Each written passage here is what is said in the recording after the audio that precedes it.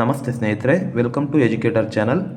ಹಿಂದಿನ ತರಗತಿಯಲ್ಲಿ ನಾವು ಬೀಜಗಣಿತಕ್ಕೆ ಸಂಬಂಧಪಟ್ಟಂತಹ 2015 PhD ಎಕ್ಸಾಮಲ್ಲಿ ಕೇಳಿದಂತಹ ಪ್ರಶ್ನೆಯನ್ನು ನಾವು ಬಿಡಿಸಿದ್ವಿ. ಇವತ್ತಿನ ತರಗತಿಯಲ್ಲಿ ಸರಳ ಬಡ್ಡಿಗೆ ಸಂಬಂಧಪಟ್ಟಂತಹ ಪ್ರಶ್ನೆಯನ್ನು ಬಿಡಿಸ್ತಾ ಹೋಗೋಣ. ಪ್ರಶ್ನೆ ಏನು ಅಂತ ಹೇಳಿದ್ರೆ, ಸರಳ ಬಡ್ಡಿಯಲ್ಲಿ ವಿನಿಯೋಗಿಸಿದ ಒಂದು ಮೊತ್ತವು 16 ವರ್ಷಗಳಲ್ಲಿ ತ್ರಿಗುಣಗೊಳ್ಳುತ್ತದೆ, ಅಂದರೆ 3 ಪಟ್ಟಾಗುತ್ತೆ ಅಂತ ಹೇಳಿದ್ದಾರೆ. ಹಾಗಾದರೆ ಬಡ್ಡಿಯ ದರವನ್ನು ಕಂಡುಹಿಡಿಯಬೇಕು. ನೀವು ಅಬ್ಸರ್ವ್ ಮಾಡ್ಬೋದು, ಇಲ್ಲಿ ನಾವು ಸಾಮಾನ್ಯವಾಗಿ ಸೂತ್ರದಲ್ಲಿರುವಂತಹ ಪ್ಯಾರಾಮೀಟರ್ಸ್ನವರು ಕೊಟ್ಟಿದ್ದಾಗ ನಾವು ಈಸಿಯಾಗಿ ಕಂಡುಹಿಡಿತೀವಿ. ಆದರೆ ಇಲ್ಲಿ ಯಾವ ಪ್ಯಾರಾಮೀಟರ್ಸ್ ಕೊಟ್ಟಿದ್ದಾರೆ ಅಂತ ನೋಡಿ. ಟೈಮ್ ಅನ್ನೋ ಒಂದು ಪ್ಯಾರಾಮೀಟರ್ಸ್ 16 ವರ್ಷಗಳಲ್ಲಿ ಅನ್ನೋದೊಂದು ಬಿಟ್ಟರೆ ಇನ್ನೇನು ಕೊಟ್ಟಿಲ್ಲ. ಇಂಥ ಸಂದರ್ಭದಲ್ಲಿ ಯಾವ ರೀತಿ ನಾವು ಸಾಲ್ವ್ ಮಾಡಬೇಕು ಅಂತ ನೋಡ್ತಾ ಹೋಗೋಣ.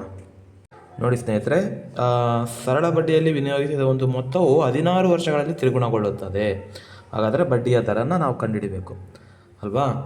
ನೋಡಿ, ಸರಳ ಬಡ್ಡಿ ಅಂದ ತಕ್ಷಣ ನಿಮಗೆ ನೆನಪಾಗಬೇಕಾಗಿರೋದು ಸೂತ್ರ PTR/100. PTR/100 ಈ ಸೂತ್ರ ನಿಮಗೆ ನೆನಪಿಟ್ಕೋಬೇಕು. ಇದು ಸರಳ ಬಡ್ಡಿಯ ಸೂತ್ರ, ಓಕೆ ಅಲ್ವಾ. ಸರಳ ಬಡ್ಡಿ =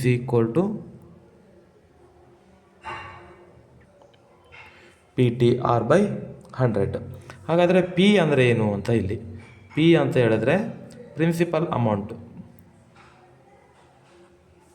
ಓಕೆ, ಪಿ ಅಂತ ಹೇಳಿದ್ರೆ ಏನು ಹೇಳ್ತೀವಿ, ಅಸಲು. ಪಿ ಅಂತ ಹೇಳಿದ್ರೆ ಅಸಲು, ಎಷ್ಟು ತೊಗೊಂಡಿರ್ತೀವಲ್ಲ ಆ ಅಮೌಂಟು. ಟಿ ಅಂತ ಹೇಳಿದ್ರೆ ಟೈಮು, ಸಮಯ. ಅದೇ ರೀತಿ ಆರ್ ಅಂತ ಹೇಳಿದ್ರೆ ರೇಟ್ ಆಫ್ ಇಂಟ್ರೆಸ್ಟ್ ಅಂತ ಹೇಳ್ತೇವೆ ನಾವು. ರೇಟ್ ಆಫ್ ಇಂಟ್ರೆಸ್ಟ್ ಅಂತ ಹೇಳಿದ್ರೆ ಬಡ್ಡಿಯ ದರ, ಓಕೆ ಅಲ್ವಾ.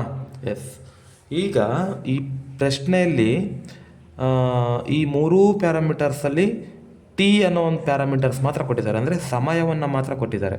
ಈ ಸೂತ್ರದಲ್ಲಿರೋದು 3 ಪ್ಯಾರಾಮೀಟರ್ಸ್ ಇದೆ, ಟೋಟಲ್ ಆಗಿ 3 ಪ್ಯಾರಾಮೀಟರ್ ಇದೆ. ಆ 3 ಪ್ಯಾರಾಮೀಟರ್ಸಲ್ಲಿ ನಮಗೆ ಅವ್ರು ಕೊಟ್ಟಿರುವಂಥದ್ದು ಟಿ ಮಾತ್ರ ಕೊಟ್ಟಿದ್ದಾರೆ, ಅಂದರೆ ಟೈಮನ್ನು ಮಾತ್ರ ಕೊಟ್ಟಿದ್ದಾರೆ. ಇನ್ಯಾವುದೂ ಪ್ಯಾರಾಮೀಟರ್ಸ್ ಅಷ್ಟಾಗಿ ಎಕ್ಸಾಕ್ಟಾಗಿ ಕಾಣಿಸ್ತಾ ಇಲ್ಲ. ಇಂಥ ಸಂದರ್ಭದಲ್ಲಿ ನಾವು ಏನು ಮಾಡಬೇಕು ಅಂತ ಕೇರ್ಫುಲ್ಲಾಗಿ ಅಬ್ಸರ್ವ್ ಮಾಡಿ. ಸರಳ ಬಡ್ಡಿಯಲ್ಲಿ ವಿನಿಯೋಗಿಸಿದ ಒಂದು ಮೊತ್ತವು 16 ವರ್ಷಗಳಲ್ಲಿ ತ್ರಿಗುಣಗೊಳ್ಳುತ್ತದೆ, ಅಂದರೆ ಎಷ್ಟು ಪಟ್ಟಾಗುತ್ತೆ? 3 ಪಟ್ಟಾಗುತ್ತೆ.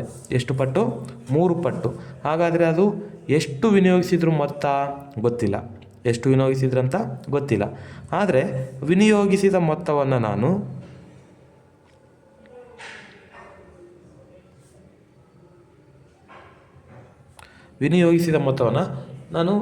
ನನ್ನ ಕನ್ವೀನಿಯೆಂಟ್ಗೆ ಈಸಿ ಆಗಲಿ ಅಂತ 100 ತೊಗೊತೀನಿ.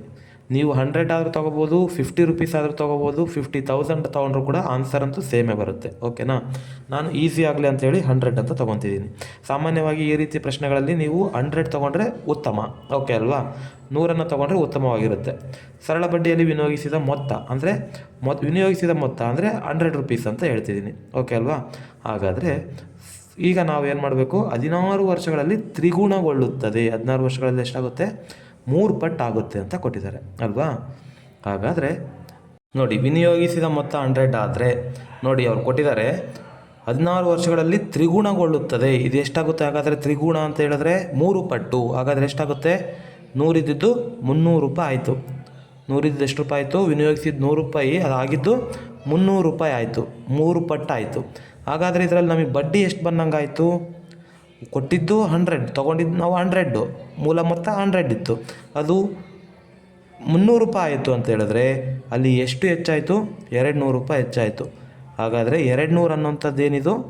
200 ಅನ್ನೋಂಥದ್ದು ಬಡ್ಡಿನೇ ಬಂದ್ಬಿಡುತ್ತೆ ನಮಗೆ. 200 ಅನ್ನೋಂಥದ್ದು ಬಡ್ಡಿನೇ 200 ರೂಪೀಸ್ ಇದೆ ಈಗ. ಹಾಗಾದರೆ ನಾವು ಕಂಡುಹಿಡಿಬೇಕಾಗಿರೋದೇನೀಗ? ಆರ್, ಓಕೆ ಅಲ್ವಾ. ಆರನ್ನು ನಾವು ಫೈಂಡ್ ಮಾಡಬೇಕು. ನಮಗೆ ಈಗ ಆಲ್ರೆಡಿ ಗೊತ್ತಾಯಿತು, ವಿನಿಯೋಗಿಸಿದ ಮೊತ್ತವನ್ನು ನಾನು 100 ರೂಪಾಯಿ ಅಂತ ತೊಗೊಂಡೆ. ಹಾಗಾದರೆ ವಿನಿಯೋಗಿಸಿದ ಮೊತ್ತ ಅಂದರೆ ಏನು? ಪಿ ಅಲ್ವಾ. ಪಿ ಗೊತ್ತಾಯ್ತು ನಮಗೆ. ಹಾಗಾದರೆ ಬಡ್ಡಿ ಎಷ್ಟು ಅಂತ ಗೊತ್ತಿರಲಿಲ್ಲ, ಬಟ್ ತ್ರಿಗುಣಗೊಳ್ಳುತ್ತದೆ ಅಂತ ಅವ್ರು ಕೊಟ್ಟಿರೋದ್ರಿಂದ 3 ಪಟ್ಟಾಗುತ್ತೆ ಅಂತ ಆಯಿತು. 100 ಇದ್ದಿದ್ದು 3 ಪಟ್ಟು ಆಯಿತು ಅಂತ ಹೇಳಿದ್ರೆ ಇನ್ನು 200 ರೂಪಾಯಿ ನಮಗೇನು ಸಿಕ್ತು? ಬರೀ ಬಡ್ಡಿನೇ ಸಿಕ್ತು ಅಲ್ವಾ. ಈಗ ನಮಗೇನು ಸಿಕ್ತು? ಹಾಗಾದರೆ ಪಿನೂ ಸಿಕ್ತು, ಟೈಮು 16 ಇಯರ್ಸ್ ಅಂತ ಅವ್ರು ಕೊಟ್ಟಿದ್ದಾರೆ, 16 ವರ್ಷ ಅಂತ. ಬಡ್ಡಿನೂ ಸಿಕ್ತು ಅಲ್ವಾ. ಬಡ್ಡಿ ಎಷ್ಟಾಯಿತು? 200 ರುಪೀಸು. ಹಾಗಾದರೆ ಈಗ ನಾವು ಈ ಸೂತ್ರದ ಪ್ರಕಾರ ಬಿಡಿಸ್ತಾ ಹೋಗೋಣ. ನೋಡಿ, ಸರಳ ಬಡ್ಡಿ ಎಷ್ಟು ಕೊಟ್ಟಿದ್ದಾರೆ, ಎಷ್ಟು ಸಿಕ್ಕಿತ್ತು ನಮಗೆ? 200 rupees. Is equal to P ಎಷ್ಟಿದೆ? ವಿನಿಯೋಗಿಸಿದ ಮೊತ್ತ 100 ಇಂಟು ಟಿ, ಟೈಮ್ ಎಷ್ಟು ಕೊಟ್ಟಿದ್ದಾರೆ? ಟೈಮು 16 ವರ್ಷಗಳು, ಇಂಟು ಆರ್ ಅಂದರೆ ನಾವು ಕಂಡುಹಿಡಿಬೇಕು. We have to find R. ಓಕೆನಾ? Divided by 100. ಈಗ ನೋಡಿ ಸ್ನೇಹಿತರೆ, ತುಂಬ ಈಸಿ ಇದೆ. ಈ 100ಅನ್ನು ನಾನು ಈ ಕಡೆ ಕಳಿಸ್ದೆ. ಈ ಸಮಚಿಹ್ನೆಯಿಂದ ಈ ಕಡೆ ಬಂದಾಗ ಈ ಭಾಗಾಕಾರದಲ್ಲಿದ್ದಂತಹ 100 ಆ ಕಡೆ ಹೋದಾಗ ಗುಣಾಕಾರ ಆಗುತ್ತೆ. ಹಾಗಾದರೆ 100 into 200 is equal to 100 into 16 into 6 ಉಳಿತಿಲ್ಲಿ. ಡಿವೈಡೆಡ್ ಬೈ 100 ಇತ್ತು, ಅದನ್ನು ಆ ಕಡೆ ಕಳಿಸ್ದೆ, ಇಲ್ಲಿ ಹೋಗಿದೆ ಅಲ್ವಾ. ಅರ್ಥ ಆಗ್ತಿದೆ ಅಂತ ಅಂದ್ಕೊಂಡಿದ್ದೀನಿ ನೋಡಿ. ಹಾಗಾದರೆ ಈಗ ನೆಕ್ಸ್ಟ್ ನನಗೆ ಬೇಕಾಗಿರೋದು ಆರ್ ಅಷ್ಟೇ ಬೇಕಾಗಿದೆ. ಹಾಗಾದರೆ ನಾನೇನು ಮಾಡ್ತೀನಿ, ರಿಮೈನಿಂಗ್ ಇರೋವಂಥದ್ದನ್ನು ಕೂಡ ಈ ಕಡೆ ಕರ್ಕೊಂಬರ್ತೀನಿ. ಫಸ್ಟ್ ನಾನು ಒಂದೊಂದೇ ಕರ್ಕೊಂಬರ್ತೀನಿ. ಯಾಕಂತ ಹೇಳಿದ್ರೆ ನಮಗೆ ಸಿಂಪ್ಲಿಫೈ ಮಾಡಲಿಕ್ಕೆ ಈಸಿ ಆಗುತ್ತೆ. ನೋಡಿ, 100 ಇಂಟು 200 ಡಿವೈಡೆಡ್ ಬೈ ಈ 100ಅನ್ನು ಮಾತ್ರ ಈ ಕಡೆ ತರ್ತೀನಿ. ಇಲ್ಲಿ ಗುಣಾಕಾರ ಇದ್ದಾಗ ಇದು ಈ ಕಡೆ ಬಂದಾಗ ಭಾಗಾಕಾರ ಆಗುತ್ತೆ. ಓಕೆ ಅಲ್ವಾ. ಉಳಿದಿದ್ದು 16 ಇಂಟು ಆರ್ ಅಷ್ಟೇ ಉಳಿತು. ಈಗ ನೋಡಿ, ಸಿಂಪಲಾಗಿ ಭಾಗಾಕಾರದಲ್ಲಿದ್ದಾಗ ಮೇಲೆ ಮತ್ತು ಕೆಳಗಡೆ ಒಂದೇ ರೀತಿಯ ಸಂಖ್ಯೆ ಇದ್ದಾಗ ಕ್ಯಾನ್ಸಲ್ ಆಗುತ್ತೆ. ನೋಡಿ, ಇಲ್ಲಿ 100 ಇದೆ, ಇಲ್ಲಿ 100 ಇದೆ, ಕ್ಯಾನ್ಸಲ್ ಆಯಿತು. ಉಳಿದಿರೋವಂಥದ್ದು ಏನಿಲ್ಲಿ 200 ಅಷ್ಟೇ ಉಳಿತು. Is equal to 16 into r. ನಮಗೆ ಬೇಕಾಗಿರುವಂಥದ್ದು ಆರ್ ಮಾತ್ರ ಅಲ್ವಾ. ಇಲ್ಲಿ ನೋಡಿ, 100 ಕ್ಯಾನ್ಸಲ್ ಆಗಿದೆ, ಉಳಿದಿರೋದು 200. ಆ 200ಅನ್ನು ಬರ್ಕೊಂಡಿದ್ದೀನಿ. ಈ ಸಮಚಿಹ್ನೆಗೆ ಸಮಚಿಹ್ನೆ 16 ಇಂಟು ಆರು. ಕ್ಲಿಯರ್ ಅಲ್ವಾ. ಈಗ ನಮಗೆ ಬೇಕಾಗಿರುವಂಥದ್ದು ಆರ್ ಮಾತ್ರ.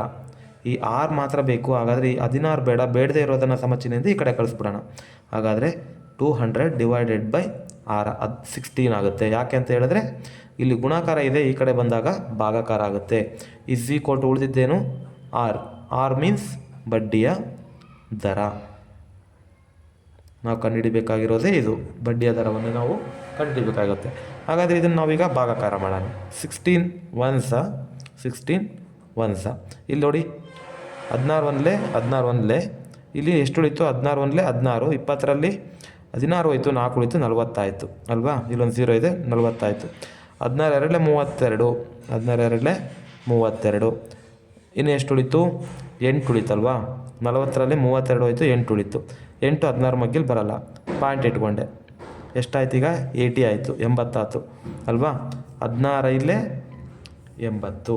ಹಾಗಾದರೆ ಬಡ್ಡಿಯ ದರ r is equal to 12.5%. Hope this is understood right. ಕ್ಲಿಯರಾಗಿ ಅರ್ಥ ಆಗಿದೆ ಅಂತ ಅಂದ್ಕೊಂಡಿದ್ದೀನಿ. ಇನ್ನೂ ಏನಾದರೂ ನಿಮಗೆ ಡೌಟ್ ಇತ್ತು ಅಂತ ಹೇಳಿದ್ರೆ ಕಮೆಂಟ್ ಬಾಕ್ಸಲ್ಲಿ ಕಮೆಂಟ್ ಮಾಡಿ.